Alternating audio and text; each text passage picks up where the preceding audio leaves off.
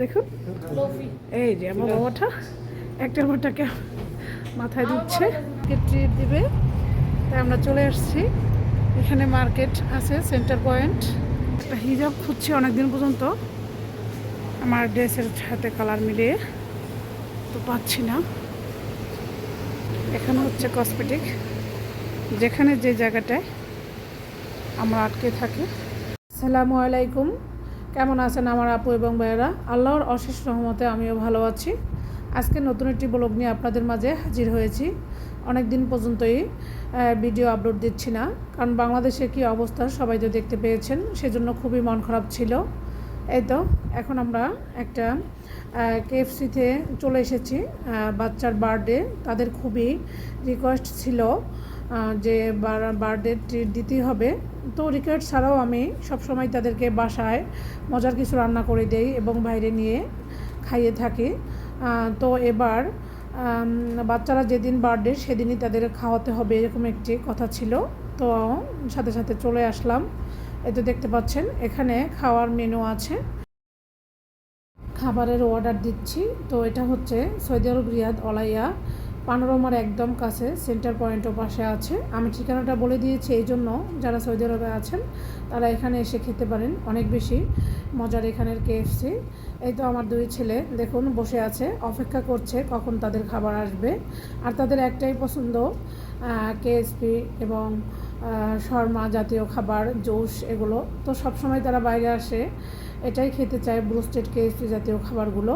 তো আজকে অনেকগুলো অর্ডার দেওয়া হয়েছে, দেখি আমার ছেলেরা আজকে কতটা খেতে পারে, এটা দেখা যাক। তো সব কিছু মিলিয়ে আমার বাবা দুটা দুষ্টামি করছে দেখতে পাচ্ছেন, এবং খাবারের জন্য ওয়েট করছে। তবে এখানে বেশি একটাও সময় ওয়েট করতে হয় না। এই তো অবশেষে আমাদের খাবার চলে এসেছে। তো এখানে আলু চিপস, আর এখানটা হচ্ছে,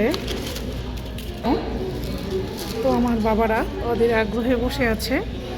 আর এখানটায় একটা ছিল 7 আপ,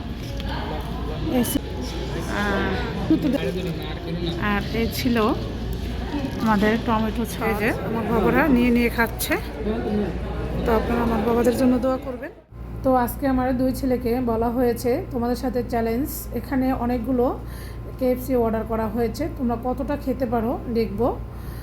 তবে শেষ পর্যন্ত তারা জিততে পেরেছে নাকি ঠকেছে সেটাও আপনারা এই ভিডিওটি দেখতে পাবেন। তো পুরো ভিডিওটি না টেনে দেখুন। এই তো আমার বাবারা খাওয়া শুরু করেছে। এই তো দেখতে পাচ্ছেন আমার বড় বাবাটা টিস্যু দিয়ে হাত মুছছে, তার মানে একটি হাসির ব্যাপার হচ্ছে সে আজকে ঠকে গিয়েছে। আমার ছোট বাবাটা মাশাআল্লাহ ফার্স্ট হয়েছে, সে তার থেকে এক পিস বেশি খেয়েছে। অবশেষে এইটুকু চিকেন ছিল, তবে এটাও বাসায় তারা প্যাকিং করে দিয়ে দেয়। এখানে সিস্টেমটা আমার কাছে অনেক বেশি ভালো লাগে।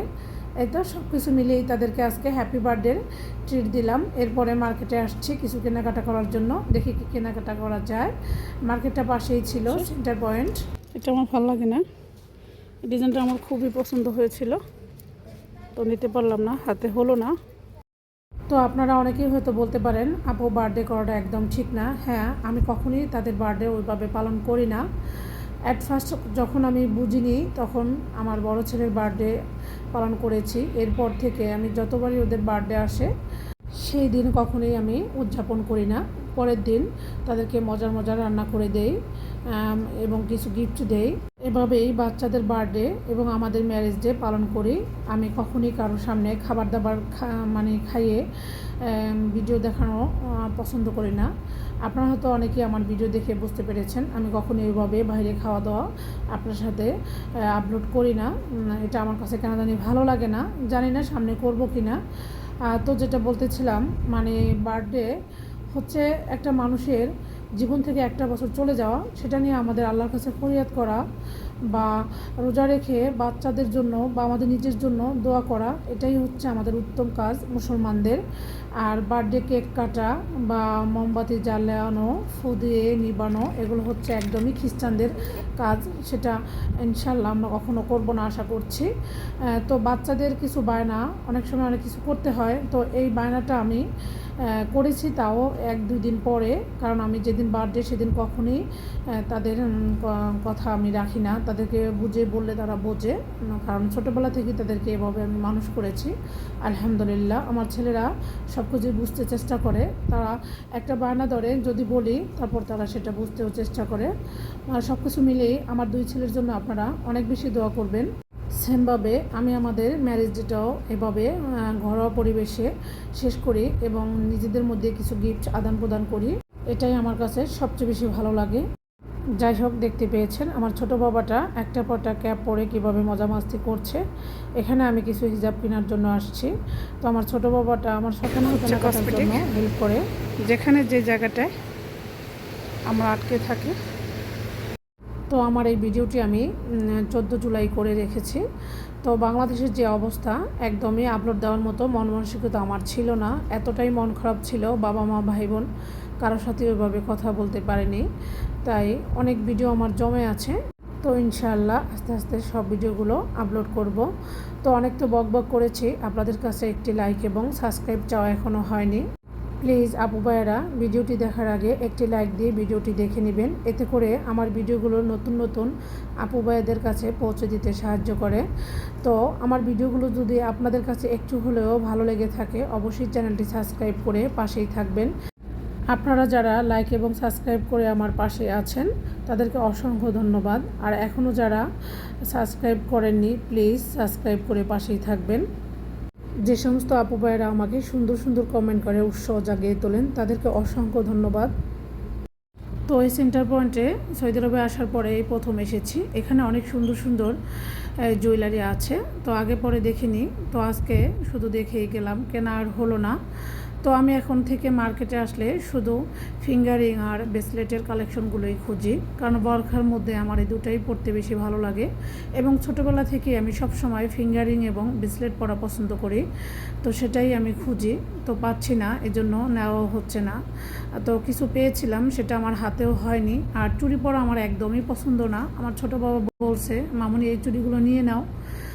তারপরও আমি আর নিলাম না, কারণ আমার চুড়ি পরা একদমই পছন্দ না। দুলটা আমার অনেক বেশি পছন্দ হয়েছে, মাল্টি কালারের দুলটা অনেক সুন্দর না বলেন আপু? এই তো আমি একটু আগেই বলেছি যে আমার ছোট বাবাটা আমাকে সব রকমের কেনাকাটার সময় অনেক বেশি হেল্প করে। এই তো দেখেন, এখানে আমার জন্য সে পছন্দ করছে কোনটা আমার নিতে হবে, কোনটা ভালো না। মাশাআল্লাহ, সে অনেকটাই ভালো বুঝে।